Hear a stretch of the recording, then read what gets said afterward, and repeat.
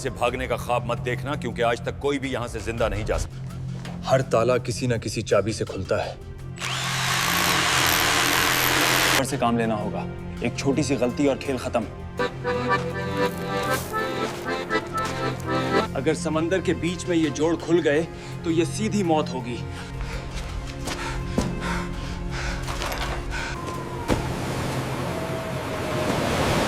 आवाज बिल्कुल नहीं होनी चाहिए। गार्ड्स की शिफ्ट तब्दील होने वाली है। अगर आज नहीं निकले तो शायद कभी नहीं निकल पाएंगे।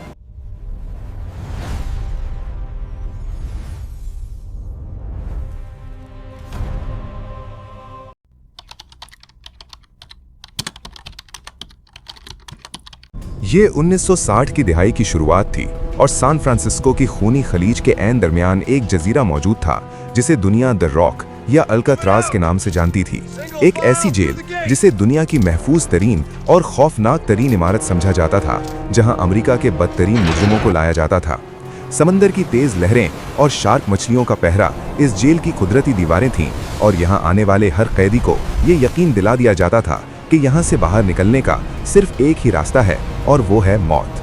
जेल का माहौल इतना सर्द और बेरहम था कि कैदियों की नफ्सियात कुछ ही दिनों में जवाब दे जाती थीं। मगर जनवरी 1960 में वहाँ एक ऐसा कैदी लाया गया जिसका दिमाग एक कंप्यूटर की तरह चलता था और जिसका नाम फ्रैंक मॉरिस था। अल्काट्राज में खुशामदीद। यहाँ तुम्हारा राब्ता दुनिया से कट चुका है। यहाँ से भागने का ख्वाब मत देखना, क्योंकि आज तक कोई भी यहाँ से जिंदा नहीं जा सकता। फ्रैंक मॉरिस आम मुजरिम नहीं था, बल्कि वो एक इंतहाई ज़हीन और शातिर इंसान था जिसका IQ लेवल किसी भी जीनियस से कम नहीं था। उसने अपनी पूरी जिंदगी यतीम खानों और इस्लाही मराकज़ में गुजारी थी, जिसने उसे सख्त जान और जज्बात से आरी बना दिया था। जब उसे सेल नंबर B138 अलॉट किया गया तो उसने मायूस होने के बजाय फौरन अपने इर्द गिर्द का जायजा लेना शुरू कर दिया। वो जेल के सख्त कवानीन और पहरेदारों की गिनती के निज़ाम को समझने की कोशिश कर रहा था।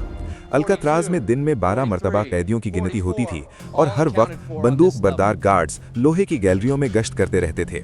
लेकिन फ्रैंक की आंखें इन रुकावटों को नहीं, बल्कि इनके दरमियान मौजूद खामियों को तलाश कर रही थीं। हर ताला किसी न किसी चाबी से खुलता है और हर मजबूत दीवार में कहीं ना कहीं एक कमजोरी होती है। कुछ ही अरसे बाद इस जेल में 2 सगे भाइयों को मुंतकिल किया गया, जिनका नाम जॉन और क्लेरेंस एंगलन था। ये दोनों भाई जॉर्जिया के रहने वाले थे और वो इससे पहले भी कई जेलों से भागने की कोशिश कर चुके थे, जिसकी वजह से उन्हें इस नाकाबिले तस्खीर जेल में भेजा गया था। फ्रैंक मॉरिस इन दोनों भाइयों को अटलांटा की जेल से जानता था और जब इन तीनों का आमना सामना हुआ तो इनकी आंखों में एक खामोश समझौता हो गया कि वो यहाँ गड़ सड़कर मरने के लिए नहीं आए थे। ये तीनों कैदी और इनका एक चौथा साथी एलन वेस्ट एक दूसरे के पड़ोसी सेल्स में थे, जहां उन्होंने अपनी खुफिया बातचीत का आगाज किया। ये जगह बाकी जेलों जैसी नहीं है। यहाँ की हवा में एक सख्ती है जो हड्डियों को तकलीफ देती है, और खामोशी वो भी हमें सुस्त कर रही है। फ्रैंक मॉरिस ने नोट किया कि जेल की इमारत पुरानी हो रही है और समंदरी हवा की नमी ने कंक्रीट और लोहे को कमजोर करना शुरू कर दिया है। खासतौर पर इनके सेल्स के पिछले हिस्से में मौजूद वेंटिलेशन ग्रिल्स यानी हवादान के इर्द गिर्द की दीवारें नरम पड़ चुकी थीं। उसने अपने साथियों को समझाया कि अगर वो किसी तरह इन हवादानों को चौड़ा कर लें तो वो दीवार के पीछे मौजूद यूटिलिटी कॉरिडोर तक पहुंच सकते हैं, जो उन्हें छत तक ले जा सकता है। ये एक इंतहाई खतरनाक और नामुमकिन नजर आने वाला मंसूबा था। लेकिन हम दीवार खोदेंगे कैसे? हमारे पास तो एक सुई भी नहीं है, और अगर गार्ड्स को जरा सी भी भूख पड़ गई तो वो हमें सीधा द होल में फेंक देंगे। क्योंकि उनके पास खुदाई के लिए कोई औजार नहीं थे और हर वक्त गार्ड्स उनके सर पर मौजूद थे, लेकिन आज़ादी की तड़प ने उनके खौफ को ख़त्म कर दिया था। फ्रैंक के दिमाग में मंसूबा बनना शुरू हो चुका था। उसने कैदियों को मिलने वाले खाने के चम्मचों, सिक्कों और वैक्यूम क्लीनर की मोटर जैसी मामूली चीज़ों को बतौर हथियार इस्तेमाल करने का सोचा। ये एक ऐसा जहनी खेल था जो सब्र और इंतहाई बारीक बीनी का मुतकाजी था। उन्होंने फैसला किया कि वो दिन के वक्त जेल के वर्कशॉप में काम करते हुए औजार चुराएंगे या खुद बनाएंगे, और रात के वक्त जब मौसीकी बजाने का घंटा होता था तो उस शोर में खुदाई करेंगे। ये मंसूबा सिर्फ दीवार तोड़ने का नहीं था, बल्कि इसमें ये भी शामिल था कि गार्ड्स को रात के वक्त कैसे धोखा दिया जाए जब वो सेल्स में नहीं होंगे। हमें सब्र से काम लेना होगा। एक छोटी सी गलती और खेल खत्म। याद रखो, हम सिर्फ दीवार नहीं तोड़ रहे, बल्कि हम उनकी नजरों को धोखा देने का भी इंतजाम करेंगे। जेल का रूटीन इंतहाई सख्त था। सुबह उठने से लेकर रात सोने तक हर मिनट का हिसाब रखा जाता था। लाइट्स ऑफ होने के बाद जरा सी भी हरकत गार्ड्स की तवज्जो मबजूल करवा सकती थी। फ्रैंक जानता था कि अगर वो सेल से निकल भी गए तो आगे ठंडा यख समुंदर है जो इंसान को मिनटों में मार सकता है। इसलिए उन्हें सिर्फ जेल से निकलने का नहीं बल्कि पानी अबूर करने का भी इंतजाम करना था। उन्होंने फैसला किया कि वो कैदियों को मिलने वाले रेन कोट्स चोरी करेंगे और उनसे एक कश्ती और लाइफ जैकेट्स बनाएंगे।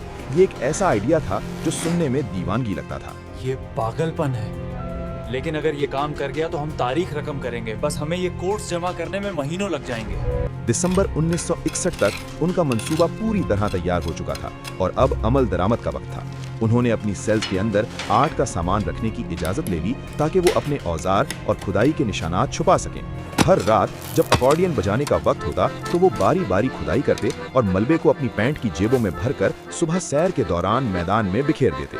ये एक सुस्त अमल था, लेकिन हर गुजरते दिन के साथ वो अपनी मंजिल यानी उस 3 फुट मोटी दीवार के उस पार जाने के करीब होते जा रहे थे।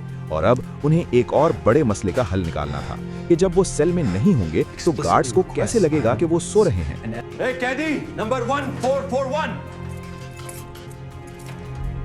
सीधे लेट जाओ और अपना चेहरा बाहर की तरफ रखो। यही वो लम्हा था जब फ्रैंक को डमी हेड्स बनाने का ख्याल आया।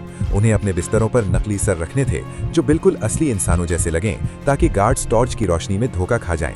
उन्होंने साबुन, टॉयलेट पेपर और वर्कशॉप से चोरी किए गए पेंट का इस्तेमाल करके इंसानी सर बनाने का तजुर्बा शुरू किया और बालों के लिए नाई की दुकान से फर्श पर गिरे हुए असली बाल इकट्ठे किए। ये फेज उनकी जिंदगी का सबसे मुश्किल दौर था क्योंकि वो एक ही वक्त में इंजीनियर, आर्टिस्ट और अदाकार का किरदार निभा रहे थे और जरा सी चूक उन्हें हमेशा के लिए अंधेरों में धकेल सकती थी।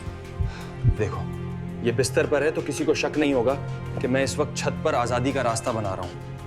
अब वो मरहला आ चुका था जहां वापसी का कोई रास्ता नहीं था। दीवारों में सुराख काफी बड़े हो चुके थे और उन्होंने उसे कत्ते और पेंट से बनी जालियों से छिपा रखा था। उनकी सांसें हर वक्त अटकी रहती थीं क्योंकि किसी भी वक्त कोई गार्ड चेकिंग के लिए ग्रिल को हाथ लगा सकता था। लेकिन किस्मत बहादुरों के साथ थी या शायद जेल का निजाम अपनी ही तकब्बुर में अंधा हो चुका था।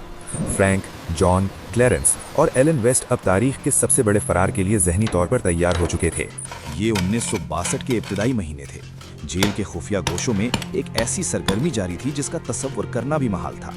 चारों कैदियों ने अपने सेल्स के पीछे मौजूद तंग राहदारी को अपनी वर्कशॉप बना लिया था जहां वो चोरी छुपे मुलाकातें करते थे। सबसे अहम और मुश्किल काम बरसाती कोट इकट्ठा करना था क्योंकि उन्हें एक ऐसी कश्ती बनानी थी जो समंदर की बेरहम लहरों का मुकाबला कर सके। उन्होंने दूसरे कैदियों से कोट खरीदे, चोरी किए और जैसे तैसे करके 50 से ज्यादा रेनकोट्स जमा कर लिए। ये कोट रबड़ के बने हुए थे और इन्हें आपस में जोड़ने के लिए वो गर्म भाप वाले पाइपों की हरारत और सेल से चोरी किए गए गोंद का इस्तेमाल करते थे ताकि जोड़ इतने मजबूत हों कि पानी अंदर न अगर समंदर के बीच में ये जोड़ खुल गए तो ये सीधी मौत होगी। हमें हर अंच को 2 बार चेक करना होगा। दूसरी जानिब दीवारों में सुराख करने का काम इंतहाई सुस्त रवि से जारी था। उन्होंने वैक्यूम क्लीनर की एक छोटी मोटर चोरी कर ली थी जिसे ड्रिल मशीन में तब्दील कर दिया गया था ताकि दीवार काटने में आसानी हो। मगर इस मशीन की आवाज इतनी तेज थी कि पूरे सेल ब्लॉक में सुनी जा सकती थी। इसलिए उन्होंने मौसीकी के घंटे का फायदा उठाना शुरू किया जब लाउडस्पीकर पर ऊंची आवाज में गाने बजते थे। फ्रैंक मॉरिस कान लगाकर बाहर गार्ड्स के कदमों की आहट सुनता रहता और जैसे ही कोई गार्ड करीब आता वो फौरन काम रोक देते। आवाज बिल्कुल नहीं होनी चाहिए। गार्ड्स की शिफ्ट तब्दील होने वाली है। अगले 10 मिनट तक सांस भी रोक कर रखना।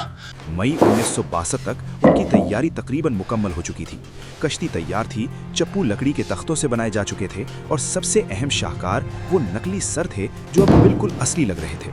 अब वो सिर्फ सही वक्त का इंतजार कर रहे थे और आखिरकार 11 जून 1962 की वो तारीखी रात आन पहुंची। रात के खाने के बाद क्लैरेंस एंगलन ने कांपती आवाज में कहा, आज की रात है। हवा का रुख हमारे हक में है और बादलों ने चांद को ढांप लिया है। अगर आज नहीं निकले तो शायद कभी नहीं निकल पाएंगे। जैसे ही रात के 9:30 बजे और लाइट्स ऑफ हुई, जेल में गहरा सन्नाटा छा गया।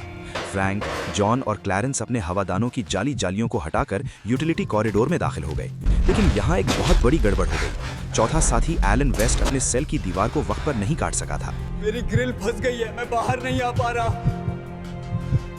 मगर वक्त बहुत तेजी से गुजर रहा था। भारी दिल के साथ उन्होंने एलन वेस्ट को पीछे छोड़ने का फैसला किया। तीनों कैदियों ने पाइपों के सहारे 30 फुट ऊपर चढ़कर जेल की छत का रास्ता बनाया। अब कोई वापसी नहीं, हर किसी की अपनी कहानी है। नीचे देखो, वो आजादी है और वो मौत का समंदर। वहां से वो पाइप के जरिए 50 फुट नीचे उतरे और खारदार तारों वाली बाढ़ को अबूर करके साहिल की तरफ भागे। जल्दी करो, पंप लगाओ। पानी बहुत ठंडा है। जैसे इसमें उतरे जिस्म सुन होना शुरू हो जाएगा। अगली सुबह जब गार्ड्स वहां पहुंचे तो उन्हें सिर्फ खाली बिस्तर और दीवार में मौजूद सियाह सुराख मिले। फ्रैंक मॉरिस और एंगलिन भाई दुनिया की सबसे महफूज जेल से हवा हो चुके थे।